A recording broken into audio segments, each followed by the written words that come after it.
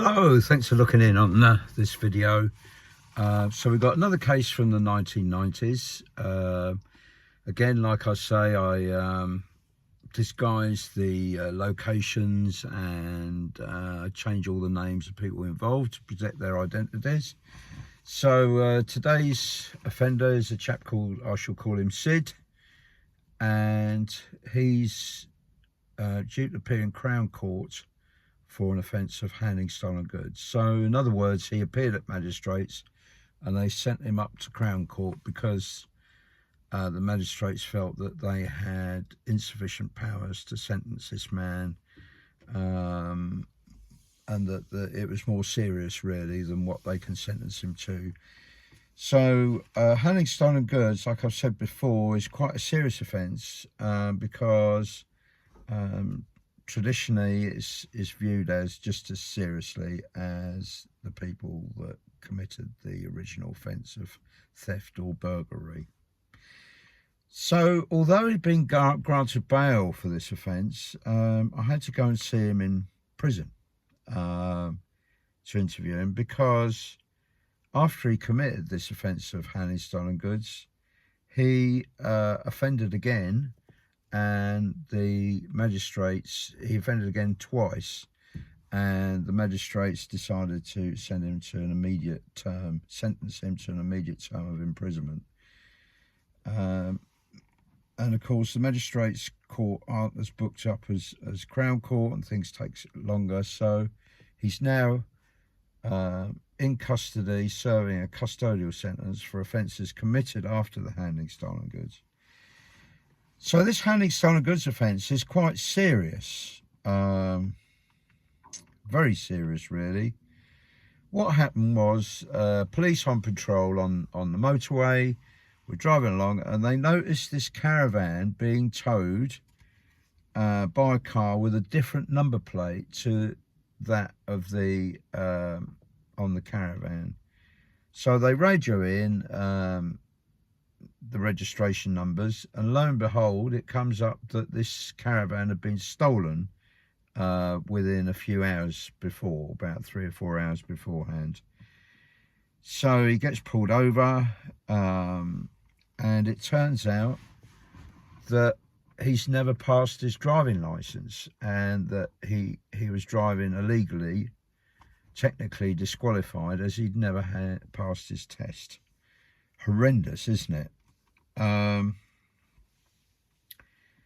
So his story is that the thing was that the caravan had been recently stolen from a nearby town by 3 men who didn't match the description of Sid. So it would appear that 3 different men had stolen a caravan, and then that Sid had somehow got involved at a later stage. His story is that he was in a pub. He was approached by 3 travellers who knew that he had a tow bar on his car and asked him to tow the caravan to a neighbouring town, and that they would give him £50 in return. They went and collected the caravan for him because they said they knew the town better than him, and they brought it to the pub. And he says he then realised that something may be amiss, because they seemed to be in a bit of a hurry really, and he said that he was very foolish to have committed this offence, that it just wasn't worth it for 50 quid, and you know, he should have said no. For me, it's horrendous that he'd never taken his driving test, and any momentary error on the motorway could have resulted in really catastrophe really on the motorway. And what's more, he didn't have any insurance, you know. So, and then unbelievably, this guy, you know, he's got a court case coming up at Crown Court, and he gets caught driving whilst disqualified twice after being arrested for this offence of towing a caravan. I mean, is there any hope? You know, what a terrible you know, this sort of indication that this guy's really stuck in his offending. He said he's since sold his car, he's got rid of it, and he puts his hand up and he says he's really stupid and foolish, and he really is getting too old to keep getting into trouble. Now, I want to say at the outset that when you get a court report, you get given what we call advanced disclosures. So that's the statements from the witnesses, from the Crown Prosecution Service, and you should get a record of previous convictions. But I didn't get one. And I do hope that the situation's now improved in probation, but back in my day, it was quite common for you not to get a full package of all the papers, and things would be missing, and they still expected you to, there was pressure on to get the court reports done on time. And for me, it's just not acceptable to put probation officers under this pressure and expect them to prepare reports without things like the previous convictions. Because, you know, the inspectors of probation and all the authorities are expecting probation officers to do risk assessments, but you can't do risk assessments without people's record of previous convictions. And for me, you know, back in the 1990s, I was faced with so many record of previous convictions that were incorrect, or being expected to prepare these reports without the documents. And for me, it's so bad. And I hope that the probation service has become much more assertive in saying, no, we're not preparing this report without the proper documents. And for me, you know, risk management is a responsibility of all the different agencies, not just probation. And you cannot expect probation to do risk management without having all the information sent to them.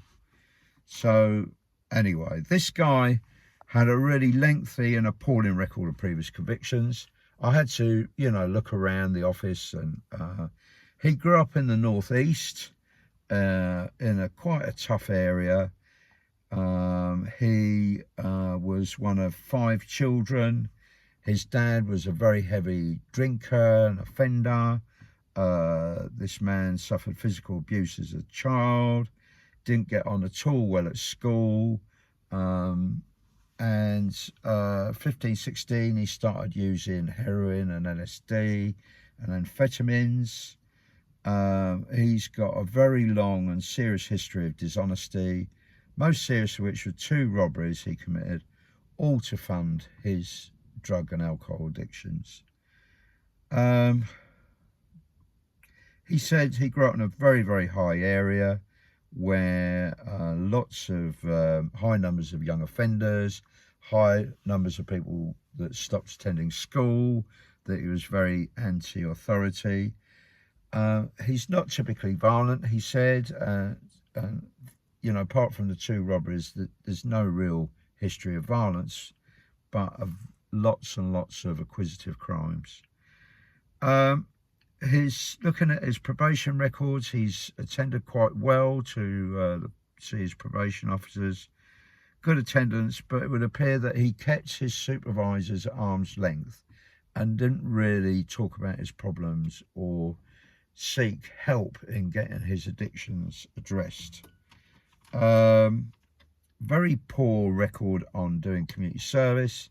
You know, he was placed on community service 2 or 3 times for breached, and he was sentenced to custody for not doing his community service. So in other words, you know, community service is only best given to people who are able, who've got a stable address and don't have tremendous drug problems, you know, because they're going to breach. In 1996, he resolved to stop offending when he was in a settled relationship, and his partner, she encouraged him to stop using drugs, and there was a 2-year gap, you know, in his offending, but he sadly carried on with sort of occasional drink related offences and driving offences as well. His partner has got 4 children from previous relationships, Sid's never had any children of his own.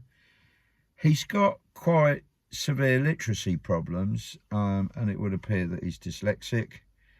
Apparently, very high numbers of offenders. It's estimated that about 50% of people in prison have literacy problems, which is interesting, isn't it? That if we could pick up dyslexia early, just like Jamie Oliver's saying, maybe we could stop some of these people on their pathways to becoming offenders. You know, if we pick this up in young people quickly.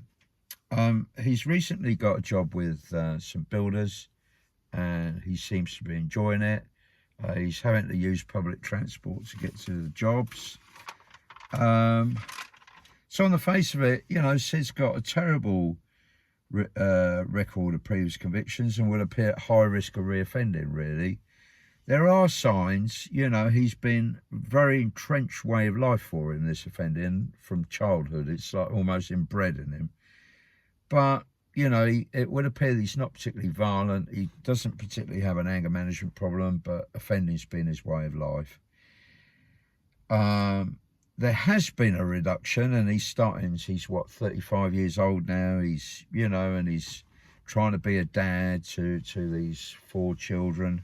His and, you know, he stopped taking drugs. So that made a marked improvement. But really, he really needs help to address his literacy issues, and he needs to really focus on settling down, staying off the booze, and really leading a squeaky clean and law-abiding life. And I think, you know, probation officer could really encourage him, help support him with this. But realistically, what do you think he's looking at? He's in prison. It would appear that only a prison sentence would appear appropriate in this case. But I want to hear what you think. Should he be sentenced to a custodial sentence, or could he be sentenced to some sort of community order instead? But that may have to take effect after he's finished serving his custodial sentence. But I'll leave it to you what you decide.